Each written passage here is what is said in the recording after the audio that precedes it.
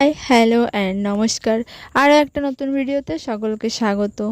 তো পুজো তো চলেই এলো। আশা করছি তোমরা সবাই কম বেশি কেনাকাটা শুরু করে দিয়েছো, আর অনেকের হয়তো কেনাকাটা কমপ্লিটও হয়ে গেছে। আর হঠাৎ করেই আমি আর আমার মা ঠিক করলাম আজকে চলো যাই, শপিংটা সেরেই আসি।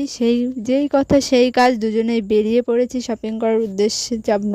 প্রচণ্ড রোদ ছিল, বাইরে এসেই খেয়ে নিয়েছি আইসক্রিম। আর এই আইসক্রিমটা তো আমার দুর্দান্ত লাগে।